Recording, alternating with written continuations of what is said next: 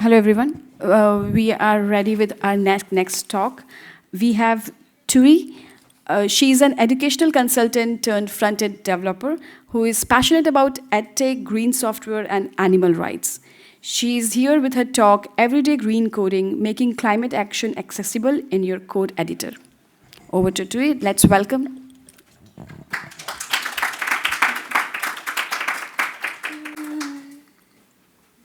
Hi everyone, thanks for joining today. And my name is Thuyet. As mentioned before, I'm a junior software engineer and with a passion for sustainability and green software. And it is my hobby project, so it has nothing to do with the company I'm working with. Right. And how things began, I moved to the UK 2 years ago and changed my career into web development. At that time, I quickly noticed how much people here care about sustainability. They are renewable energy plants, recycling, you name it. But when it comes to software or the web, nobody talked to me about its carbon footprint. So I went to boot camps, coding classes, and it wasn't mentioned even once. I think the reason might be is quite the impact feels quite intangible. It's easy for us to just plug in our laptops, surf the internet, stream a video. It's simple. But behind that simplicity is massive infrastructure consuming energy and water 24/7. Right. And fast forwarding 2 years, the good news is more and more people nowadays are getting involved in the sustainable software movement. This year, I went to Green I/O, and the room was packed with people from different backgrounds. And at the end of the session, somebody asked a question that stuck with me. Everyone in this room already bought in. The opportunity and the real challenge now is how do we bring more people into the field? And that's also the reason I built a tool called VSCarbon, and I apply to talk at local tech events sometimes, just to share what I'm learning and hopefully get people interested in the field.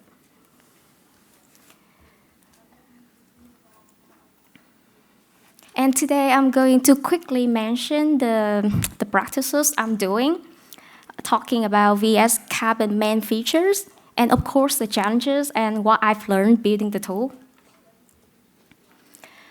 Right, let's talk about the green software practices. I know that out there's a lot of breakthrough in the sustainability field, like now you can estimate the carbon emission footprint for your ESG reporting. You can ship your cloud work to regions with greener data centers. But for me as an individual, green software practice is mostly trying to be efficient with what I'm doing, building more with less resources. So sustainability is not a far-fetched concept. If we care about performance, optimization, or even accessibility, we are already on the right path of building software that's not only good for people, but also the planet. And one idea that I'm really excited about is the grid awareness. The grid-aware software is software that does more when the energy grid is cleaner, powered by more renewable sources, and there's less when the energy grid is powered by fossil fuels. Because you know that electricity you are using comes from many sources. Yeah. And so not every unit of electricity is the same, and the carbon level, the carbon intensity of your energy grid changes throughout the day. So if you can schedule your activities based on weather forecast, why not aligning your task or your computing with cleaner energy periods? And that's the idea. Okay, and one of the first examples that inspired me the most was Branch magazine.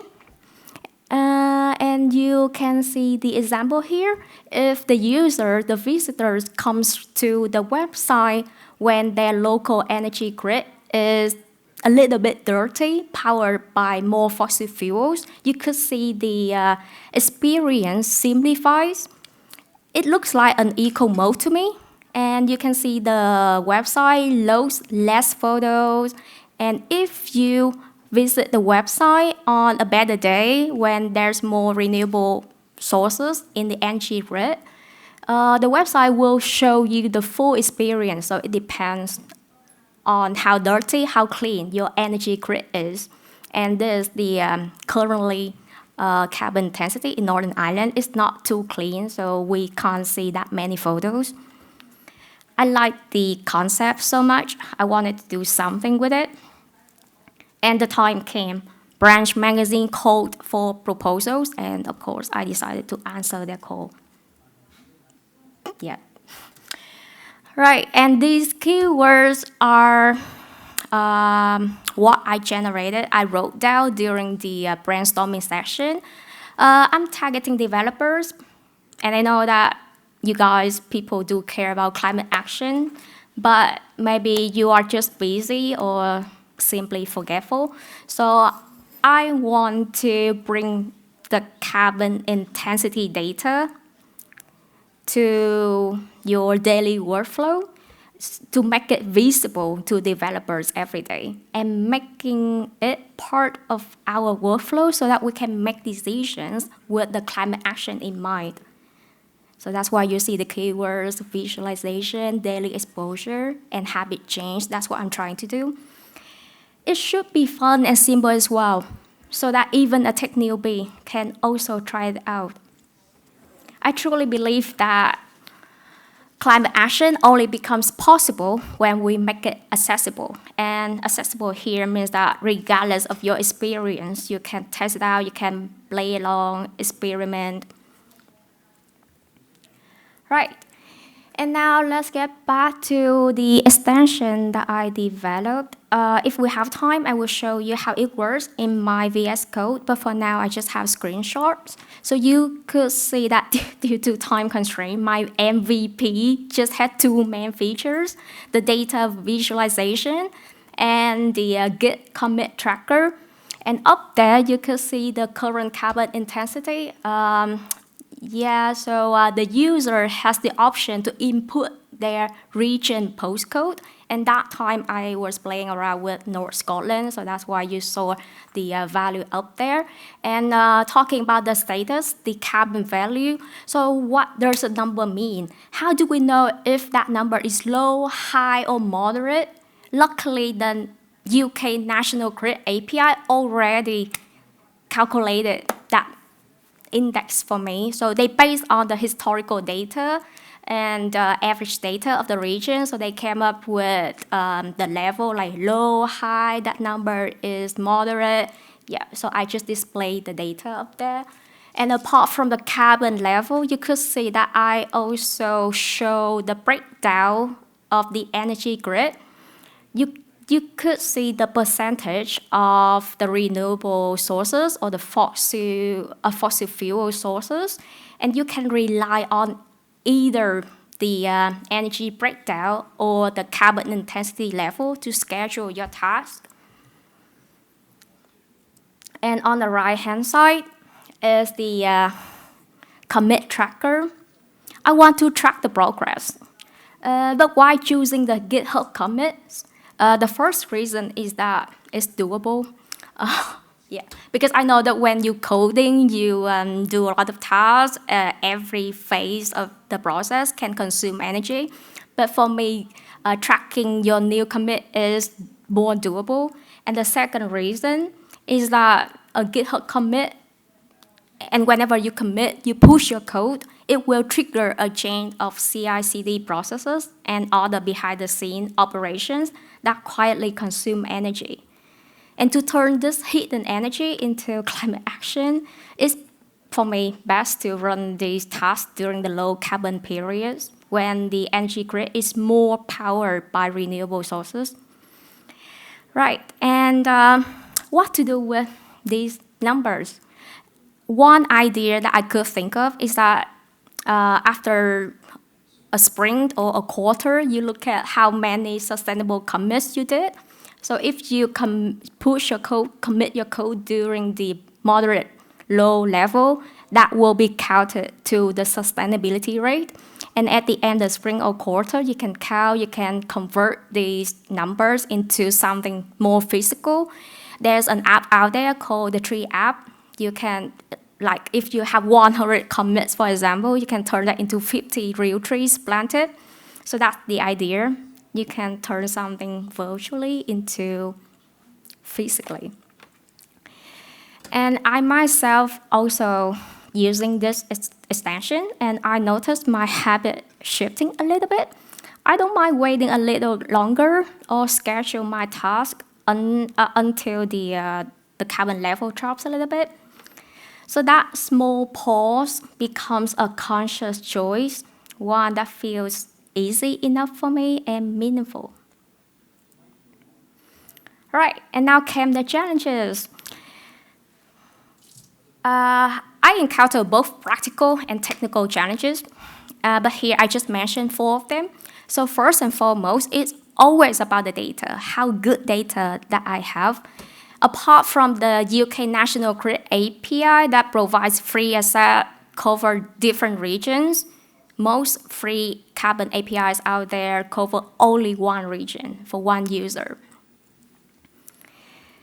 That's why when people outside the UK want to try out the extension, I had to research quickly for the global API alternative. And in this case, I was playing with electric city maps. And for the free tier, they allow me to register with only one region, and I chose Austria that time. Different API also use different formats and update frequency. And you may have noticed that the UK data is postcode level, while the EU data, global data using the electricity maps, often country level. So it's less detailed. I believe that the reason may be because of how many energy providers there are in that country, and depends how much available their data is. But anyway, at the end of the day, normalizing these differences became one of the challenge for me. Right, and here's a quick comparison of the API providers out there. You can see the UK National Grid show you the carbon level intensity, the energy grid breakdown, show you percentage of renewable sources, can show you the forecast as well, and their forecast is quite good. And the regions cover more detail, more regional. But for carbon-aware computing, they're free, but sadly only covers EU. And for electricity maps, they're free tier. I don't have the budget, so I can only opt for the free tier. And they don't allow you to forecast. So it's tricky when I want to schedule the task. And my approach is that for any users within the UK, I would write to adapters. And if you are from the UK, you use the UK National Grid API. If you're from elsewhere, EU or globally, I would use the Electricity Maps API for those users. Right. And the second challenge is about privacy. And by privacy, I mean I'm choosing the less intrusive approach. And here's one example. Instead of using Git hooks or GitHub APIs, my tool only uses the 5 system watchers to detect the new commits. So I believe that's less intrusive. I don't want you to authenticate your GitHub and use the GitHub API. And using the file system watcher allow this to work offline as well. And you could see the example of the code. The code here watches for the new commits in the repo by monitoring the the Git log file, and a new commit is detected by a change in the last hash. I also try to handle the edge cases like empty logs or duplication as well, but I know that there's still some bugs and more edge cases that I haven't handled yet. And the third one is efficiency. And for this one, I'm trying to maintain the minimal dependency to keep the VS Code extension lightweight. Although VS Code can support the web view, I don't want it to be too heavy. And currently, the extension fetching the carbon data every 30 minutes, for me, this time interval is sufficient enough to see the fluctuations of the carbon intensity level while not consuming too much energy. And I'm also using the VS Code built-in state so that I don't need a database for now and keep the extension fast. And lastly, adoption. Some developers love the idea of scheduling for low carbon periods, including me, but we have to face the reality that we have pressure from teams and managers. And that's why, for me, I only apply this strategy for non-urgent tasks like testing, documentation, or internal tools.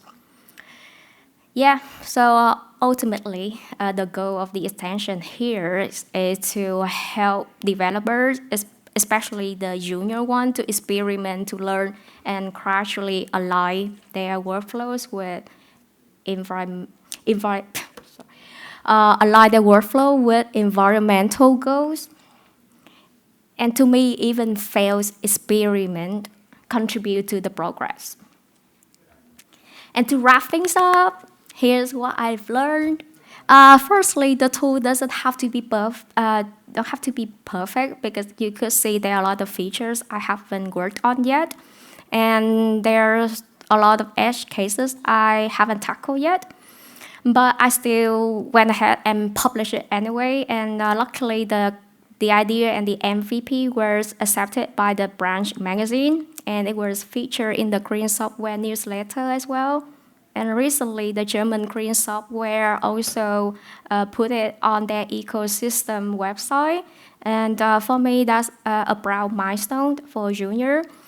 And secondly, building the tool, I know that it's just the beginning. I did not know that I had to write a lot of documentation for contribution guidelines. And sometimes ended up promoting it because I just don't like talking about my work.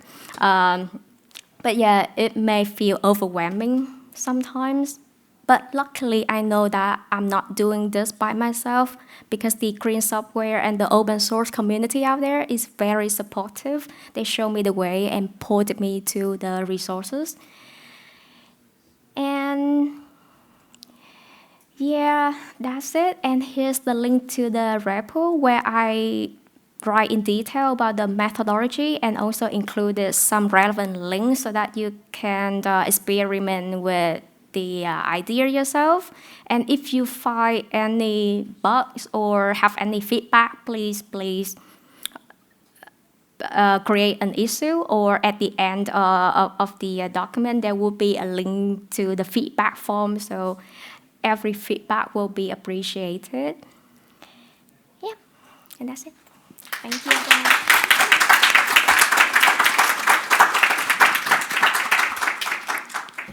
Thank you, Thuy, for a great talk. Do we have any questions for Thuy?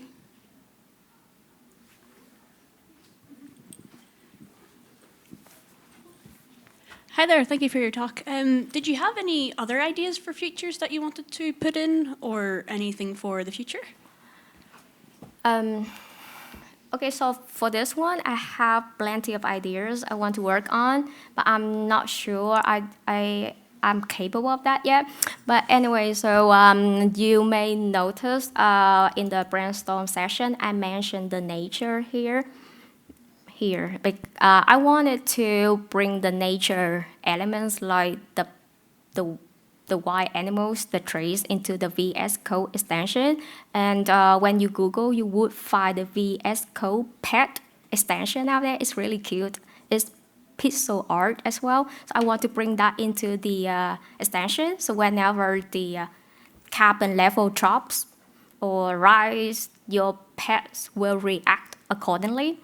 And for me, that's cute, and it may bring some emotional attachment, and you are nudged to act accordingly just to not upset your pet. Or if you if you do more sustainable commits, maybe your pet can grow and your trees will bloom. Yeah, that's the idea. And yeah, for now, there's no feature for team competition, so you can just do this locally and have the number to yourself. But maybe in the future, I will make this available to teammates so you can compete. Yeah. Yeah, very cool. Thank you. Thank you.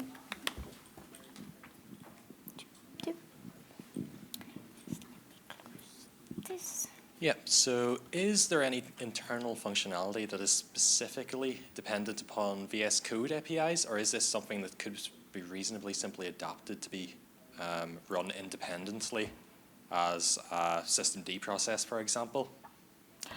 Oh, actually, the VS Code has really good documentation. Their API is really good and can support a lot of functionalities like state management. Okay. So for now, I don't need any database. I just rely on the VS Code workspace space and yeah, tackle it quite well.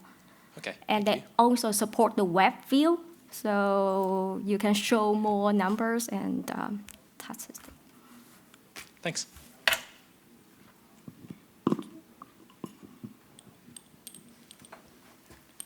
Thank you, Tui. Thank you, everyone.